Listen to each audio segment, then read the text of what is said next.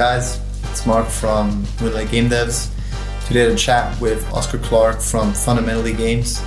We talked about free-to-play and how he's growing his new publishing business, the kind of games he's looking out for, what makes a free-to-play game work, and what are some of the fundamentals of monetization and raising the engagement in your game.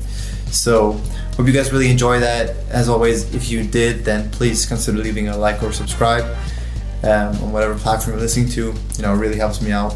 And enjoy the episode. What's up, everyone? I'm here with Oscar Clarke of Fundamentally Games. Oscar, how are you doing? Not too bad at all. Yeah, we actually, a bit of the disclosure, I guess we can be open about. We have to do the podcast Don't tell again. them the secrets! Technical issues. We had some problems with me and my recording. I went on to... No, it's just one of those little things that happen sometimes. Yeah, exactly. But it's awesome that you've come back on the show to talk about Fundamentally Games, a new project that you guys are doing, publishing. Yeah, absolutely. Yeah, and also I think it's kind of... a lot of what I do is talk publicly about kind of how to help game developers think differently so they can be more commercial. I'm a big believer in kind of getting your head around the difference between making games because you want to make games, which is perfectly valid, and those who want to make games because they want to be professional. So they want to be able to, make games that people love enough so they can, pay their bills in the same way. So it's an interesting fine line, though. Yeah, absolutely. I think a lot of people, they struggle with that fine line, and they also can't really decide. I think they don't make the necessary decisions as well. But I think that from what I've heard from us two chatting as well, in your background, you're someone who's kind of specializing in that as well, specializing in things like monetization, retention, exactly. And all these things that are especially important in the free-to-play world.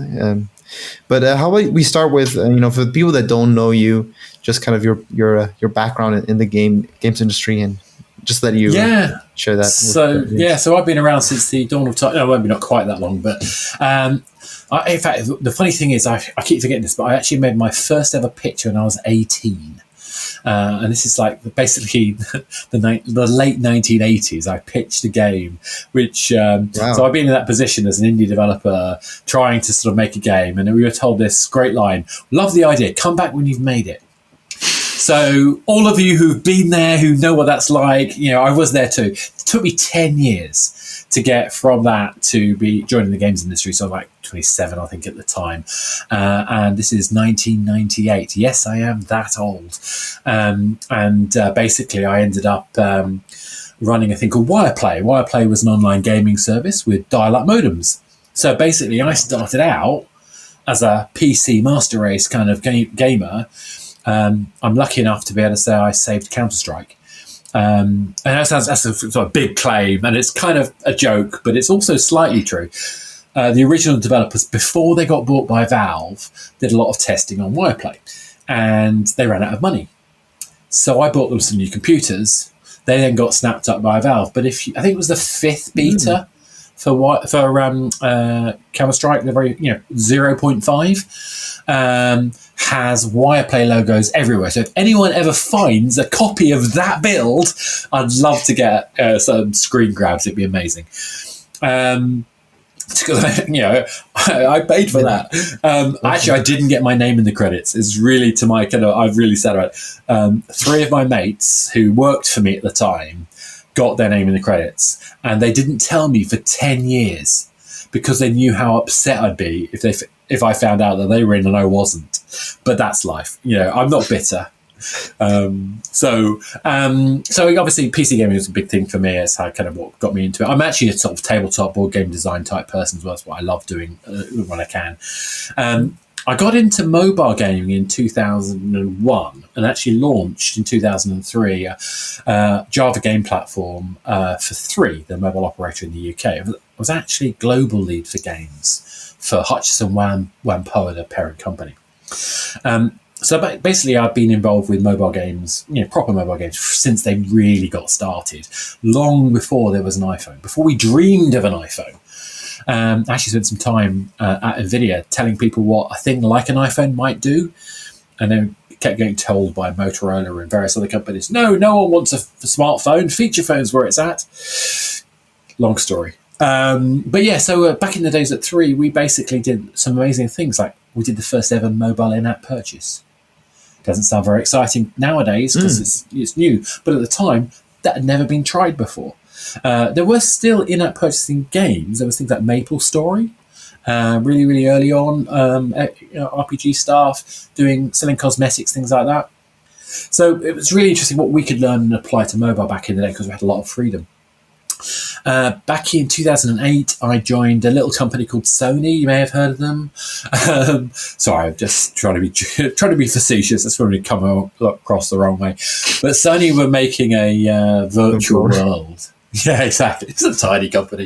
Yeah, Sony were making a virtual world on PlayStation 3. So we're talking about the metaverse now. While we were doing the metaverse, we had a lot of people who joined from the Second Life team. A lot of the US guys on the team were from Second Life. But PlayStation Home. So I joined as home architect. When I joined, I was told I had 3 months to basically get it into a shape that could be launched.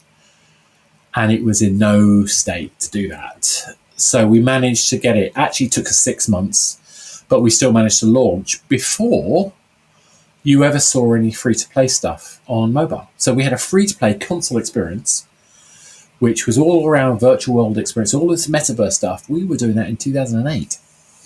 I stayed with the team until 2011. When I found out it wasn't going to go onto PlayStation 4, I was gutted. The actual platform itself carried on until 2015. And it finished on April the 1st. And one of the favourite jokes I have for the whole period, because during the whole thing, we were always referred to as a beta. So PlayStation Home, beta. Beta is everywhere. One of the fan communities, who, by the way, stayed up all night until they actually turned the servers off. Thousands of people stayed online until they had it all pulled, till the plug was pulled. But the next day, online, the website of AlphaZone, I think was the name of the website, big fan community, PlayStation Home comes out of beta. Just the perfect April Fool's joke. April Fool's, yeah. It was April the 1st, April Fool's joke, just beautiful. And they put a 2D joke version of PlayStation Home on their pages. That sort of stuff. Why am I saying it? Because live games, living experiences are more than just the game. They're about the people who play it and people who love it. So I've done a bit of that. I was an evangelist at Unity. So I basically meant I stand up and talk for a living. And I was the evangelist for Unity ads. Unity ads doesn't sound like a very exciting thing, I'm sure, but I'm a huge fan of rewarded ads for one reason. You only watch them if you want something. And it's really transformed the way that we can make games, because you can actually monetize the game without being an idiot, without being mean. You can create great moments. Now, don't get me wrong, people are idiots and can be mean with the way they use these things. Don't get me wrong. But it gives us a new way of engaging with audiences if you do it in a way that's authentic. So in 2014, I wrote a book on the subject. So I wrote the book Games as a Service. So you want to know about Games as a Service? I literally wrote that book. So this is where fundamentally games comes out of. So that's Ella Romanos and I founded the company, having spent years consulting. Consulting, I know another dirty word, is almost as bad as monetization. But we try to help people get a game ready to life. It's simple, really. And 22 years of experience, I know a little thing or two about how to rescue games, how to turn games around, and even just frankly understanding what makes games tick. And so a lot of what we do is really just help people understand, how do you get people to engage with the game? Because you don't generate money from people who aren't engaged.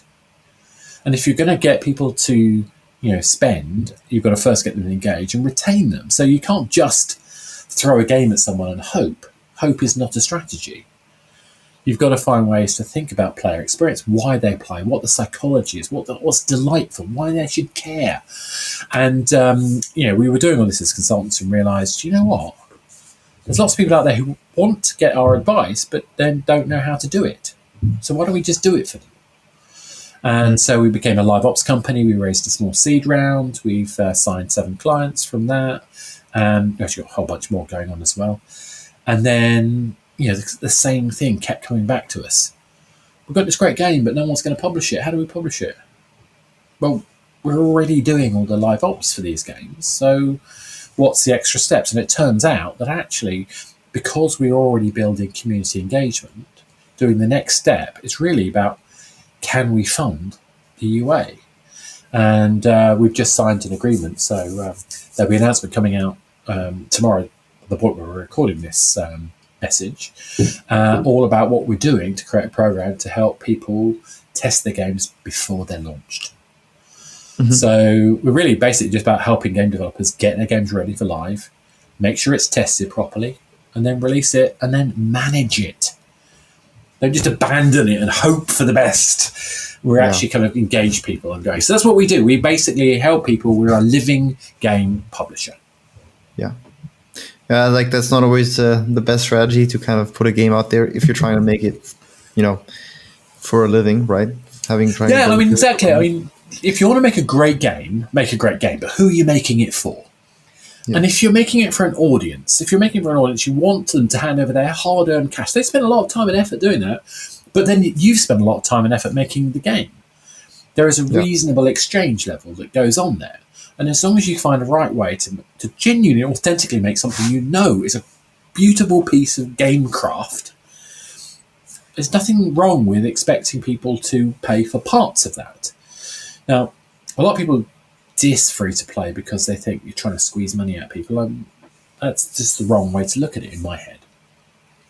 I'm going to give my game to you for free. That's not a bad offer. But if I do it well, and I have things in there that you want, that you actively desire, that you are willing and interested in giving me money for, I want to make sure that what you buy for that is worthwhile. The reason it's going to be worthwhile is because I want you to do that again and again and again. And if it's rubbish, or if it's cynical, or if it's just bad, you're not going to do it again. So I honestly, genuinely believe that to do free to play means you want to make a better game. I know I'm not in the majority when it comes to that, but that's my intent as a designer. I want to make better games because they're free. Mm-hmm. Because I want you to want this game so much that you are willing and desire more things from me. Because if I can make the experience of how the game works match the way that you pay for it, I can do more of it. Mm-hmm. And if you genuinely love that game, the more I get that right, the more I can engage and build that game further. Anyway, that's kind of the way I look at these things. Yeah, I think I see that as like the biggest positive thing about free to play is you're not getting someone to pay up front, and you also have that continuous revenue that allows you to build upon the existing game and improve it as well, and figure out what's wrong. And don't get me wrong, people do really rubbish jobs at that sometimes. I mean, there are very cynical kind of like bait and switches going on there. You've seen it. Here's an advert showing off a game that's nothing like the game I'm actually going to take you to. But when you get to the game that you see is okay and it's in the rough broad line that you like to do, and therefore you'll play it, and then you find yourself watching ads and doing other things. Yeah. It's fine. It's money, but it's not really...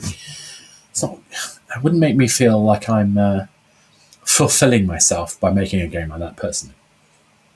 Yeah, it's a bit.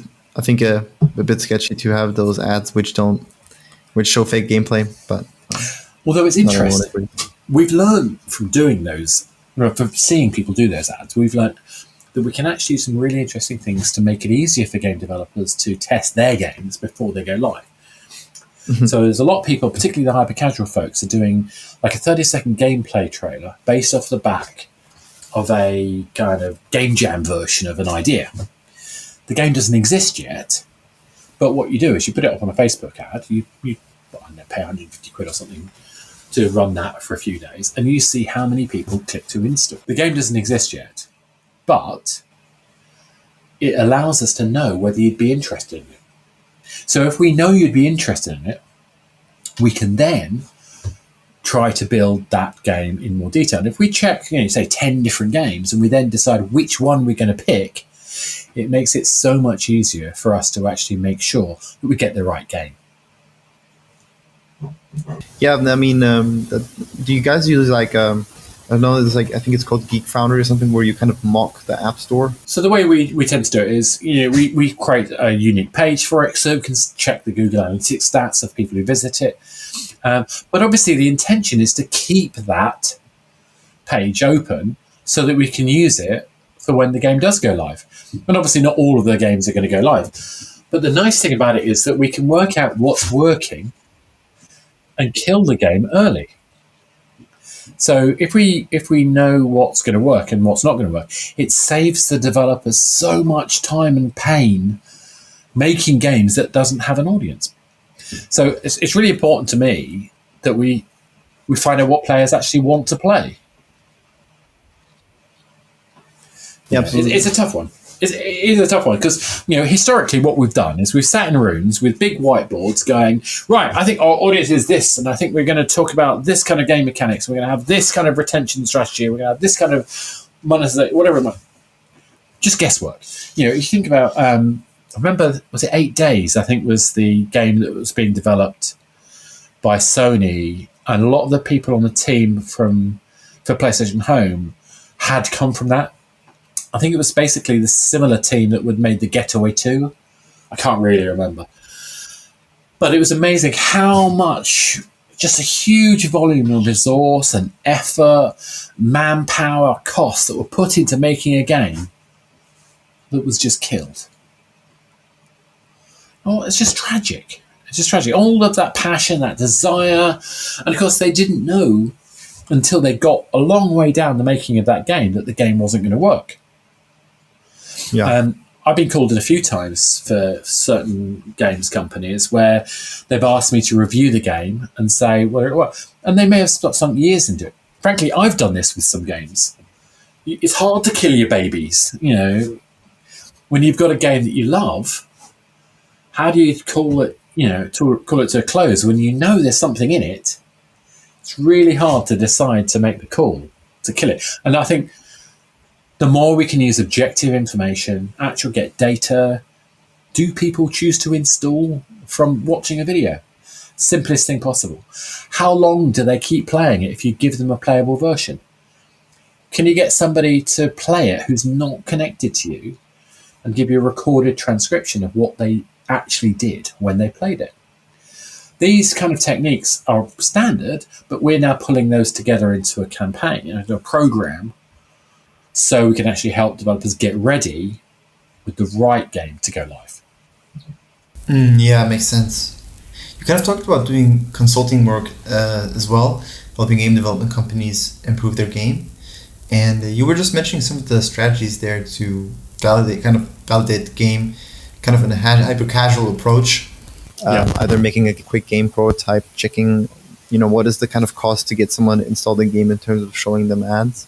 But like when it comes to the other aspects of live ops, getting people to retain, stay in the game, and also monetize, like what kind of things and mistakes have you learned from your consulting days that you hope to improve? So many mistakes, but no, so many. The bottom line starts with this: why do they care? It always starts with this: who is it for, and why do they care? If you don't know who your players are and what they care about in your game, there's no way you're going to make a great experience. So first and foremost, you've got to actually care about your players. And there's no exaggeration to that. I mean, you literally can't, you've got to be really dedicated. You can't pretend that you know. You've got to actually get to know your players properly. So that's the first step. Then you've got to think about the rhythm of their play. What's the cadence in which they play? And quite often there's like a daily, weekly, maybe even monthly cadence, possibly even quarterly cadence of activities. And understanding the right kind of activities that players will want to do to sustain their interest is going to be really key. So you don't want to bombard people with messages every day that aren't relevant to them. But you also might want to find that a daily challenge is useful. If your game is the thing that your player goes to relax, if that's what they're doing, you want them to have a little perky hello that says something to them. Yeah, look, oh great, I see you're here. Oh, and it may not be kind of a perky hello. It might be whatever the tone of the game is. But here's a challenge. Here's a thing to do. Here's a reason to be here. And if you do that predictably, then they are expecting it, anticipating that thing that's going to come tomorrow.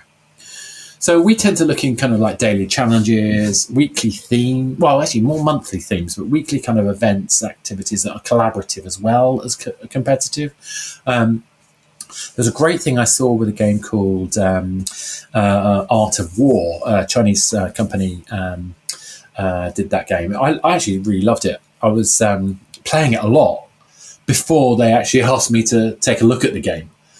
So I was actually already a 3-month in player of this game, and then I got to consult on it, which is fantastic. So I got to see the data of where they were going right and wrong. One of my favourite things was this activity where you would basically fight Cerberus. So 3-headed monster, you've got to send your armies against the 3-headed monster. The clever bit was the monster had a certain number of health, and then after it had run out of health, it would die, and everybody who participated would get rewards. That meant that I fight, you fight, everybody else fights, but you only got to fight it once every, I think, 12 hours. So you didn't really get to engage enough with it. But what's worse is its health was set so low, it was gone in about 2 hours. So this fantastic idea of a collaborative event, which we all compete together with to get this thing, was over too quickly. But it showed me the real opportunity that comes when you think about using games collaboratively in a way that doesn't necessarily have to be real-time multiplayer. Imagine you take a leaf out of Pokemon's book. You've got the red faction, the yellow faction, the blue faction. Now, there's questions of whether you should use those colours. If you've got colourblind audiences, it's a bit tricky using red and blue and yellow, blah, blah, blah. Yellow, black and red or something might be better. Anyway, take your pick. But the idea of 3 fixed factions, and you're assigned to a faction automatically, but maybe you can switch it once for free, or maybe you pay to switch another time. But now I'm automatically enrolled in a social endeavour. I have a expectation set upon me. I don't have to participate with it, but there's a sense of expectation there. And let's say every month there's going to be an activity. Does red, green, or blue get to unlock the next champion? So you can do that as a kind of way of doing narrative unlocks. So you may have a kind of linear story, but which team is currently in the lead could be set by this kind of seasonal activity. So let me step back a bit. Remember we said we might have these daily challenges, we might have these monthly themes, these sort of period activities. Now let's put another context in. Let's say it's Halloween. Now I can offer you content that goes with the theme, that goes with the activity, that hopefully creates incentives and excitement about the experience. Maybe even creates things that I want to get, some things which I can only get if I play, and some things I can only get if I buy. So Halloween is a great example for me because week 1 we had the first batch of content, some of which we have to play to earn, some of which we can choose to buy. Week 2 we get the next batch of content, so now we can get weeks 1 and 2's content, but we know week 3's content's coming too. We get week 3, and then in week 4 we know we're getting to the end of the month. We're basically heading to the last week, and there is going to be a point where this stuff is no longer going to be available because Halloween is going to be over. Now I've got a fear of missing out, and that can be a positive thing. It doesn't have to be seedy and negative. But if I know there's a time frame, I now have a call to action. I have a reason to engage now rather than wait, which creates an imperative, creates a desire.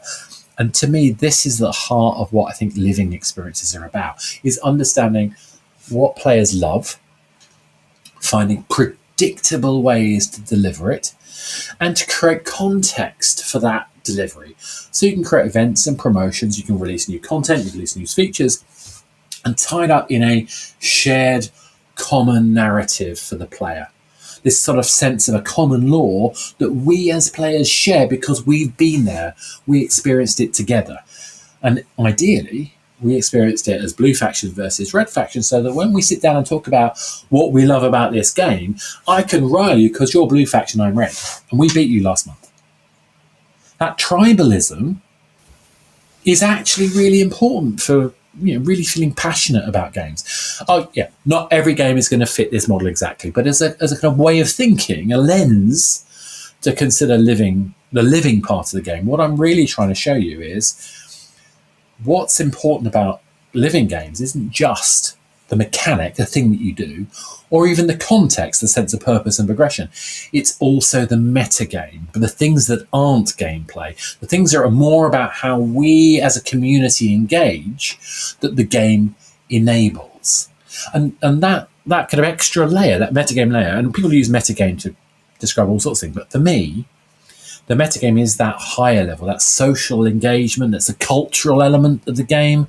It's even the lifestyle fit and the mode of use, so the way that the devices players use change the way we engage with the game. And that's kind of what makes me passionate. And that's why, while some might sound cynical sometimes because I use shorthand language to describe how you monetize things, actually what I really care about is creating amazing experiences that are sustainable. I think like in live games as well, and last time we talked about this as well. Like one of the things that's important is to have data to kind of understand what's going on in the game, and like you said, figure out what's kind of working when you're doing these live events and try experimenting within the game. What's your kind of approach to data that like you feel like a lot of game developers could be doing better? Yeah, I mean, to be honest, particularly when I was consulting, one of the biggest problems we had is that people just don't know why data matters and how to create good uses of data. So, for example, one of the most common mistakes I see is people do a whole bunch of random data events, like level 1 starts, level 2 starts, and there's 3 separate bits of data, which means they're not comparable. So you can't actually kind of go 1 versus 2 versus 3 in a nice, easy format.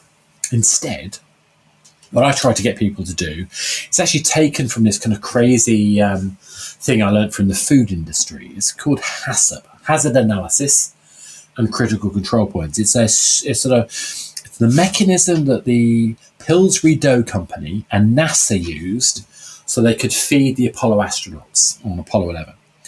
Because, if you think about it, if you're going to feed Neil Armstrong and Buzz Aldrin, you don't want them to rip open a food packet and die of food poisoning. That's the last thing you want to do. They got 3 days or whatever it was to get from Earth to the moon. If they die in mid-process because you've got the food wrong, you're in big trouble, aren't you? So they thought, how do we make sure that there's guarantee that the food that they're going to open on day 2 isn't going to kill them? And so this process, just long story short, the process is basically about stepping back through every possible stage of the route from the food being collected to the food being eaten and looking at each point of the journey. Well, we do this in games ourselves. It's called the first-time user experience, or the FTUI, or whatever acronym you want to call it. But that first-time user experience is about understanding how you go from the first using moment, all the decisions that they make, all the way to the last. So, let's start creating ways of collating data that marries against that. So that's why I have an event. So that's the decisions that players make.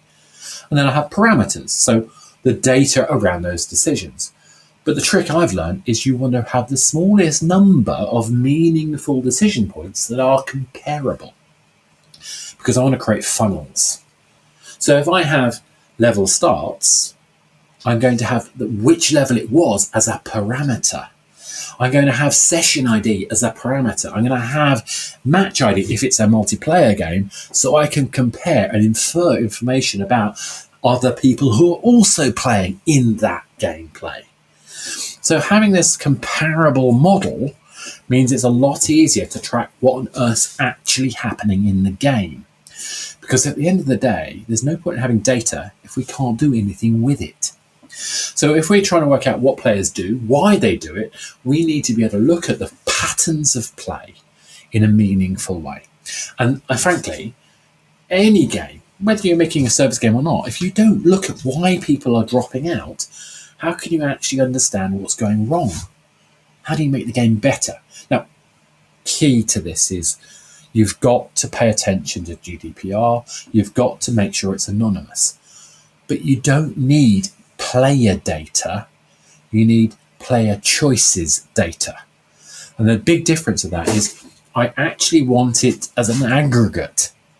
I want statistical significance. I don't want individual numbers. It's easy to say that, it's harder to do that in a way that's sensible, but we should not be reliant on information that is down to individuals. Not just is that creepy and something which needs to be appropriately protected in terms of privacy, but also because just frankly it's not useful. If we see people behaving in a particular way, it could just be that they didn't get it. I mean, I'm sorry, but you've got to get used to the fact that not everyone's going to get your game, as much as we might like them to. For example, I have to own up, I'm a game designer who doesn't particularly like Mario. I respect Mario, don't get me wrong, I respect it. Just, I got bored of platform games with Chucky Egg. And yeah, a bit more of them too. I Pixel games, sorry, I was there when they did it the first time, not the 8th time round. And as a judge on things like the Big Indie Pitch, which I'm a regular judge on, the number of times I see the same bloody pixel art, and they tell me this unique pixel art. Really? Unique? I don't get me wrong, I'm not a I have been surprised. There have been great games that have pixel art that I have liked. It is true. I own up to it. But what's always made that stuff work for me, and I'm on another tangent here, but it does feed back into some of the basic principles. It's understanding the audience and what they care about. If your audience cares about pixel art, then fill your boots, go for it. But always have something that you're bringing to it. Why is your implementation of that meaningful? And you shouldn't be judging that. You should be letting your players judge that. When you talk about first-time user experience, have you kind of seen that as a focal point in terms of what really gets people to enjoy a game and what's most important to kind of get right so that people can get into your game? Yeah, I mean, I actually break a game down into like 5 stages. So first stage is discovery. You find the game. And then you're going to have a barrier to overcome to get them to continue playing. And that barrier is often, the paywall. So do I have to pay for it? But it's also, do I have enough space on my device?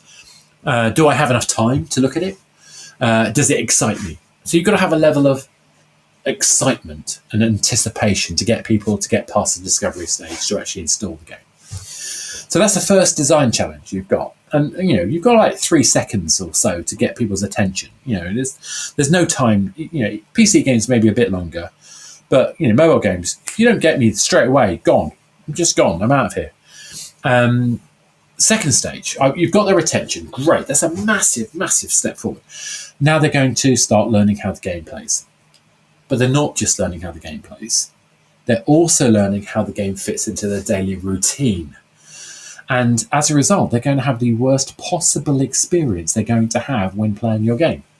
Because they don't know the controls. They don't know where it fits in their daily routine. They don't have any emotional commitment to it, except maybe if they've already paid. But even then, there's question marks over that. So our job as a designer is to get them to engage. I know it sounds like trivial. It's really not.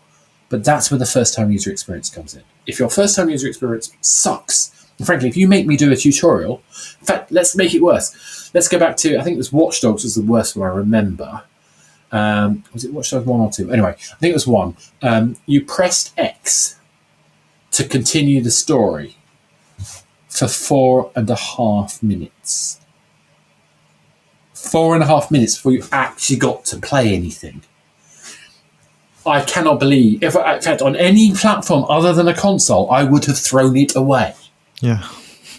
It sucks. It's boring. It's indulgent. Let's get players what they want and let's make that great. So getting that first time user experience is really good. If you make me feel like it's a tutorial, you can bugger off. Actually, this is where I do have to, tap my hat to Nintendo. Nintendo are the masters of this piece. Their 3-part model where you introduce a new feature, you get the player a level to then master that feature, and then you challenge them so that it's a more difficult process before you introduce the next feature. That 3-part process is magic dust. That's absolutely the heart and soul of making good tutorials. I hate making tutorials, but I often end up having to, because you can't assume. You've got to find ways to engage people. But there's one thing I think that's worth chucking in here. It's not just the first time user experience you should think about. You should think about the second time user experience. So not just the onboarding for the very first time you play, but what happens the next day? What does it feel like to come back day 2 and play? If you make it burdensome, if you make me go through hoops that I've already been through, I'm out of here. You've just lost a player. So thinking not just about the first time user experience, but the second time user experience is really important. I'd also say thinking about the lapsed user experience. So Breath of the Wild, one of the best games I've ever played. Love it to bits. However, I'm the sort of player that will play it for maybe a month or so, then stop. And then 6 months later, I'll try and go back. Breath of the Wild I use as my example because Breath of the Wild is impossible to go back to, because by the time you go back 6 months later, you've forgotten everything and there's no way of relearning it. You have to go back and restart. So I've tried that 4 times. 4 times! I shouldn't compare this. It is a brilliant game, but I'm using it as an example, and some of you will know what I mean when I say it. So think about what happened. I mean, we shouldn't assume that players are going to play our game all the time, but if they do come back, don't we want to embrace them? And if we do want to embrace them, that actually will have positive effects for people who are not as obsessive gamers as us, as designers. In fact, the whole point of this process is thinking about how we make it scalable by making it accessible to more people than just people who are obsessive game design types. So that's just taken us past the second stage, the learning stage. Then we're in engaging. So now we're engaging. Okay, fortunately, the rest of these stages are easy. If someone's engaged, that's great. We've got to feed the chain, but we don't want to get into the treadmill, the content treadmill, which is a very difficult thing to do. Instead, what we want to do is find ways where the content itself is configurable so that we can make slight changes. This is the daily, weekly challenge stuff we were talking about earlier. If we can engage people by using configurations, by using extensibility, by making sure that we're doubling down on the replayability of games, now we can have an engaged audience. Especially if we can then tie that into a sense of purpose, progression, and maybe even things like an economy. I'm a big fan of the hot dog economy model. So what I mean by that is, if you think about something like The Long Dark or Fallout 76 or Don't Starve, any of those games, what they all do is they basically have such a kind of gradual eating away of particular resources, which means that you have to go off and gather those resources, stockpile them up before you can go and make the next leap forward in the game. And then you have to go and capture more of those resources to get back to some equilibrium. That is what I call the hot dog economy, because it's a bit like when you buy hot dogs, you get 8 of them. But when you buy buns, you get 6. So you've got this imbalance, right? I've run out of buns. Now I've got to go get more buns. Oh, I've now got too many buns. I've got to go get more hot dogs. It's this imbalance, which actually is the heart of a lot of great game mechanics that sustains interest. And if you're going to have monetization in that, you've got to be careful that you don't break the purpose of play because you make everything buyable. That doesn't mean you don't make anything viable, because that's equally going to break some people's gameplay, because not everyone's going to have the time to gather all those resources, and sometimes they just want to play. So why not let them? Whether it's through ads, whether it's through pay, whether it's through subscription, whatever it is, find the right equilibrium. Let that tell a story. And then create that anticipation and a sense of unfinished business that makes them want to come back tomorrow, the next day, and the next day. And if you get that balance right, all of those things right, That's where you find the super engaging. So this is our fourth group, the super engagers. And the super engagers are what people used to call whales. Do not use the term whale. Whale's horrible. Don't do horrible. The reason whale's horrible is because it refers to gamblers. A whale is a person who goes to Las Vegas with something like $50,000. I joke not. And they stay until they've spent it all. Their fun is to see how long they can stay. That is their fun. They know they are going to spend all of that money. I did run a gambling service at one point. I didn't like it. But I do get why people do it. Not my cup of tea. But there is something about understanding why that process works. And we should learn from that. But we should also learn why games are different. Games are not about how much fun we can get by squeezing all of our money out into one time. I know we're going to spend huge amounts of cash. Or on the false delusion that we will get our money back. Because anyone who knows anything about the lottery knows it's a tax on the mathematically challenged. Sorry, I can't remember whose quote that is. It's a lovely line though. The point for me is that we have to think about experience, and why we're looking at super engagers is because actually, if you think about it, how many things do you actually really love? I love hats. I will spend lots of money on hats. Does that count? I'm not sure. If anything comes out which has got, I don't know, D&D in it, I'm probably going to buy it just because I love D&D. There'll be certain things that we all just love that are our hobby, not just the thing that we play. And when we're looking at these super engaging audiences, that's what we're looking at. That's not cynical. It's finding the things that they love and finding ways to deliver them more of it that they want. And do that in a way that's genuine. And that's where I think the real opportunity lies in these things. That's why we see people spending thousands of dollars in games. Well, how much would someone spend to go to, Roomfest or Comic-Con? How much time and effort would you put into making a costume? I remember going to San Diego Comic-Con a couple of years ago as the Tick. Really good. But I was happy to do that. Maybe not good for other people to watch it, but another subject. But the point was that that's a passion thing. And I want to indulge my passion, and I think that's okay. Then the last stage is re-engage. Because not everybody's going to stay with the game all the time, and sometimes they're going to lapse. And how do we prevent them from lapsing? Well, actually, why don't we spend time making sure that we give people a reason to come back? What's wrong with that? Nothing wrong with that. So anyway, that's why I like to think about games. It's like I think about them as a journey, a life cycle. So you go from discovery to learning to engaging to super engaging and then re-engaging. And then we have to accept that people leave. That happens. We try to give them the best possible ride where they're with us. And we hope that they love our game enough so that when we come up with something new that they're also going to love, that they trust us enough that we're going to make a great game. Yeah, it makes sense. Thanks for sharing us about the live ops design philosophies. There are many of them, I think. I want to kind of talk about your publishing business as well, because you guys are helping people with this publishing. So what does your kind of typical client look like? You say you already have some people that you're working with. So what kind of studios are these, and what kind of games are they building? Yeah, it varies quite a lot. I mean, we're interested in living games. So that means we're looking for games that are going to operate as long-term services. That's our ideal.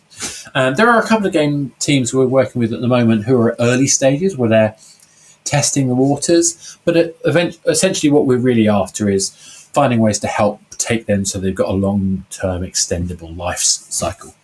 That means that you need games that have replayability. It means that you need games that have a sense of purpose and progression. It means that you've got games that have the potential to have these kind of socialized engagement layers, community-led experiences. So we spend a lot of time. The way we basically work with teams is that we talk to them, we get them, we bring them on board. We basically take them through a readiness process first. So we get our game design analyst, and I sometimes do this as well, basically tear the game down, really kind of brutal, like this. These are working, these are not working, these are working, these are not working. And we try to work out what the minimum deliverable needs to be. Now, I know that's a cliche, but I'm a huge fan of the MVP, the minimum viable product. The reason I'm a fan of that is because I think that minimum, i.e. small, and viable, both have to be applied. You can't just have something small and hope it's going to work. You've actually got to have something small that works. And the other thing is, and again, this is maybe me as a designer, I love having services because I can defer features I should kill to a later release. I never have to kill a feature again. And I love that. I love the fact that I can basically put together a roadmap of features, because you need features regularly, not necessarily every month, although I like to try to have new content every week and new features every month. But what I'm trying to do when I'm helping a developer is trying to work out what do they need to do first. The reason for this is simple. I don't want them to spend too much money. I want to know that the game is viable. So we're going to test it. We're going to do these kind of tests we talked about earlier. And we're going to make sure that that game is rocking.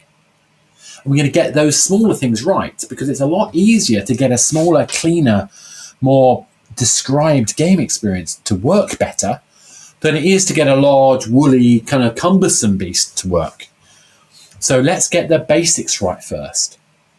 And then let's build on them.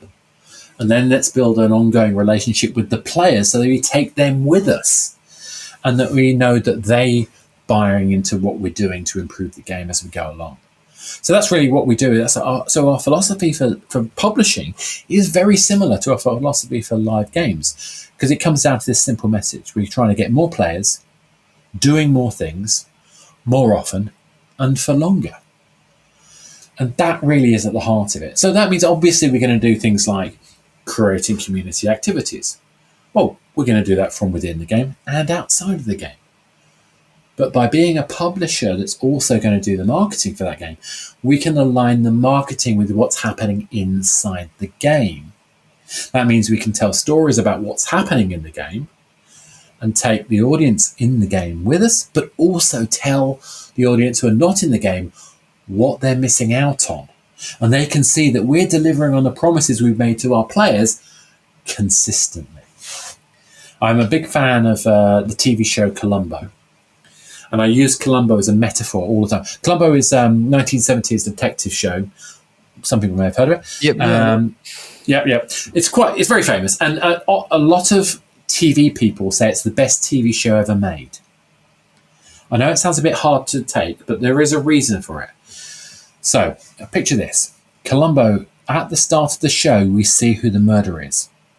So it's a whodunit, where you know who did it. Why would you watch that? The reason is you are not watching for the murderer, you're watching the detective. What you're looking for is a moment about 5 minutes before the end of the show where Columbo will turn around and say, just one more thing. You know he's going to say just one more thing to the murderer, and you know that's the point where time is up. You have to have worked out how Columbo solved it. Not who did it, but which of the various randomized clues that Columbo decided was the reason why that guy was the murderer. And of course, he's always right. If you get it right, fantastic, I won the game. I won the game of Columbo. I guessed right. If you guess wrong, oh, that's surprising. I'm delighted because I got it wrong. So if you think about the metaphor that means for games, we want to create experiences where people are looking forward to something and they are delighted when they're right and they're delighted when they're wrong. We're going to create that experience where they fill every moment of play with an expectation that anything in the game experience could be meaningful. We don't have to make everything meaningful if we leave the expectation that things are meaningful. In fact, one of the things I think is really important to remind people of, particularly when it comes to monetization, People don't buy the goods in the game. They don't buy a power-up. They buy the expectation of what the power-up will give them. They buy the expectation of how they feel when they use that power-up and they have the resulting success. That's what they're buying. So even when you buy the Sword of Wonder or the Hat of Delight or whatever it might be, you have that anticipation, that expectation. That is what you're interested in. And so if we learn the lesson of Columbo and apply that to living games, we have to have this continuous series of expectation, unfulfilled, so unfinished business is probably a better phrase, unfulfilled desire that leads you to want more, knowing that more is coming predictably, because that predictability is really key. Does that make sense? Absolutely. Thanks for sharing that. Really interesting. Explaining all I've definitely learned a lot this episode. But I kind of want to start wrapping up things as well. Yes, of course. Been talking for a very long time. So, what would be kind of your where game developers, let's say I'm planning a live ops game, or just want to get in touch with you because you guys, one of you guys advertise yourself as being partners for even earlier. Let's say just raise the seed round. I want to test some games with you guys. Because you guys do work with game developers at that really early stage, consultation stage, if I understood correctly. Yeah, that's right. Yeah, then where's the best place to find out more information? Get in touch. So just go to fundamentally.games. Nice and easy. You can find us there. You can Google me. Google Oscar Clarke Games. Always say the Clarke and Games, because otherwise you're going to get the Oscars, which is like, no, far too busy. I'm pretty much around there. But we've also got a knowledge base on that site. So all the sort of YouTubing stuff that we do a lot of webinars, you see. I recently did one on how to build a business model. So if you're making a game and you want to raise money, you got to tell your investors what you're going to make. Well, how do you know when you haven't released the game yet? So I did a talk about that. We've got a whole bunch of things like that we do. And then we try to keep an archive of that, so you can go and just get free information about how to learn to make games. We also do a kind of report on games. So if you've got a game that you think is a living game or has the potential to be a living game, particularly where you think there's a kind of extensibility and replayability in your game, just go on, sign up, submit your game. Nice and easy. We're actually making an offer at the moment. Not only will we review games, but the best submission, we're actually also going to give them a free 1 hour workshop as well. So we'll actually take them through that game and help them, hands-on. Obviously, there's no commitment in that. It's really just about us helping the people we think are the best games, and hopefully you get to see what we do as well. In terms of engaging, when we find games, we come to terms with the teams. That's when we get involved with the readiness test I talked about earlier. And that's really the best way for us to help. So, obviously, feel free to check us out. If you go to any games conferences, you won't be able to miss the hat. Famously on stage a lot of the time. Of course, getting to a games conference in person at the moment is a little bit tricky, but at least there's a few digital ones out there and about.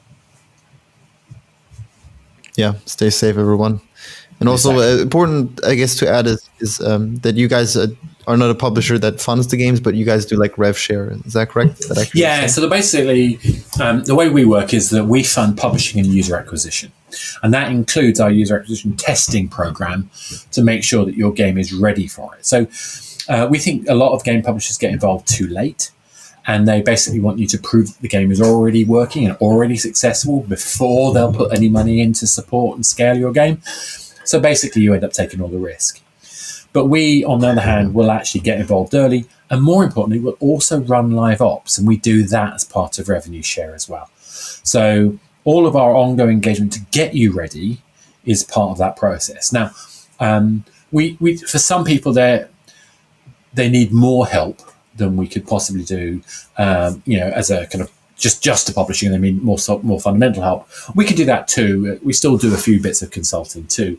But in general, our aim is really tell you what you need to do to get to the point where you're ready to work with us, and make sure that you've got some of the really important stuff like getting your data capture right, getting your kind of engagement model, getting your replayability right, And so we can do that, get that tested, and make sure that your game is ready for live. Awesome. Thanks so much, Oscar, for coming on, and take care, man. Good stuff. Great, and I'm glad the recording worked this time. Fingers crossed. Hey guys, Mark here from Moonlight Game Devs. Just a quick reminder, if you enjoyed the episode, please consider leaving a like or subscribing on whatever platform you're listening to. It really helps me out a lot. It shows me that you guys like the content. And hopefully you guys have a great week.